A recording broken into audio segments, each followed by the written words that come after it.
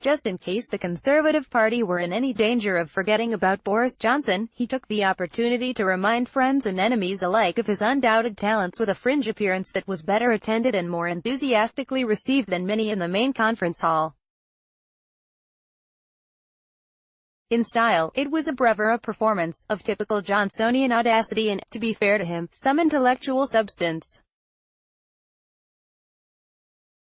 Plainly, he had decided to do some homework, for a change. Seasoned Borisologists will have noted that his speech was trialed in advance, which suggested that this was not some last-minute essay.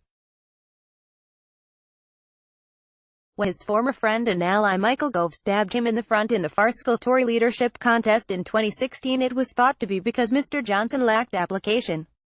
He has at least made an effort this time, if only for the sake of the country.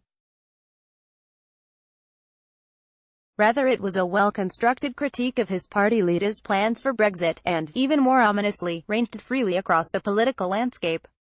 Boris had something to say about tax, about housing, about how to beat the Tony Benn tribute band that is today's Labour Party, and about what the Conservatives should stand for. He had a few good jokes, some classical allusions that may have been lost on some, and a few hackneyed anecdotes. Overall, Mr. Johnson ended his speech a more dangerous threat to the current leadership than he began it. He will certainly have given his audience some pause for thought. Created with sketch.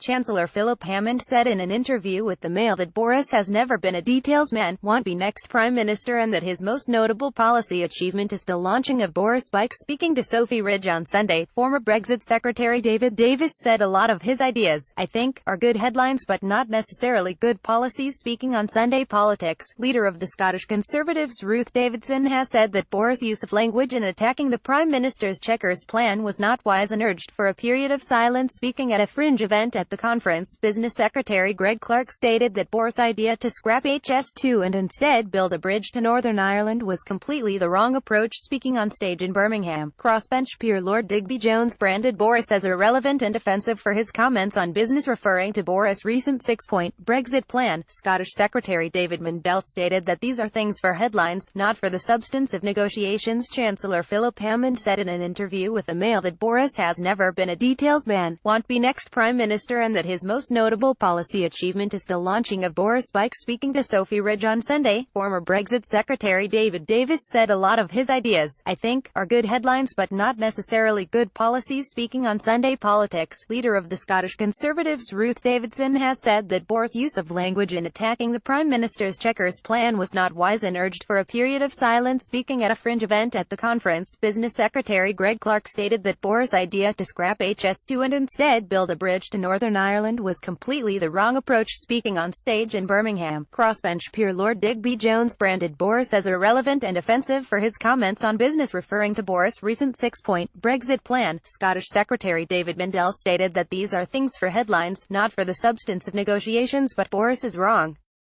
His attacks on the Chequers plan may have intellectual consistency, and the Prime Minister's proposals may have flaws and contradictions that have become all too well publicised in recent weeks. Although he chose not to rub it in, Theresa May has also seen her ideas rejected by the EU27, fairly or not, which prompted her angry riposte when she returned from the Salzburg summit. However, the Boris plan, for a free trade deal or even trading with the EU on World Trade Organization terms, would inflict vast damage on the British economy. In his interview earlier this week, the Chancellor, Philip Hammond, revealed that during his many conversations with Mr. Johnson about Brexit, the former Foreign Secretary never had any proper answer to the various well-known objections to so-called hard Brexit. According to the Chancellor, Boris sits there and at the end of it he says, yeah but, there must be a way, I mean, come on, we can do it Phil, we can do it. I know we can get there. Despite the rhetorical flourishes and glorious visions, Mr. Johnson didn't do much better than that in Birmingham.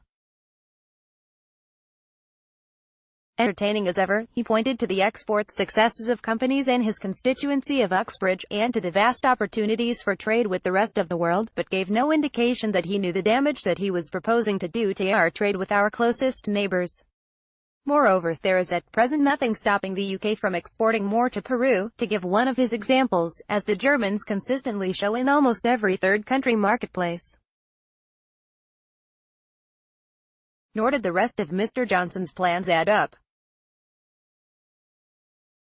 In principle, he may be right to argue, if only implicitly, that the only way to make his model of Brexit succeed is to turn the UK into an entrepreneurial powerhouse, cutting regulations and with a pledge, in his words, to ensure no new tax increases. The unspoken assumption is that the UK will require a thoroughly Thatcherite solution to make its way in the world, a smaller state. Yet he also wanted more education and training for the young, a housing revolution, and an immediate cash injection for the NHS. Mr. Johnson is either in denial about the economic cataclysm that a hard Brexit will inflict on the country, or he sincerely believes that some mystical, believe in Britain, and spirit of national self-confidence will swiftly compensate for a collapse in investment and job creation. At the start of his performance, there is no better word for it, Mr. Johnson teased the Chancellor, that when Mr. Hammond said that Mr. Johnson would never become Prime Minister, that was one Treasury forecast that had the ring of truth about it. Whether Mr. Johnson believed that or not, it remains the case that his personal standing among those who know him best, Conservative MPs, is not strong enough to see him through to a ballot of party members. Besides, there is little appetite among the broad ranks of the Conservative Party for a leadership contest in the middle of crucial EU talks. Some may continue to harbor doubts about his reliability, and be disturbed by what they hear about his private life. He is, in short, a risk. The truth is, time is running out for Mr. Johnson, and he knows it. It might not be too late to save Brexit, as he puts it, but it is surely too late for his personal ambitions to be fulfilled.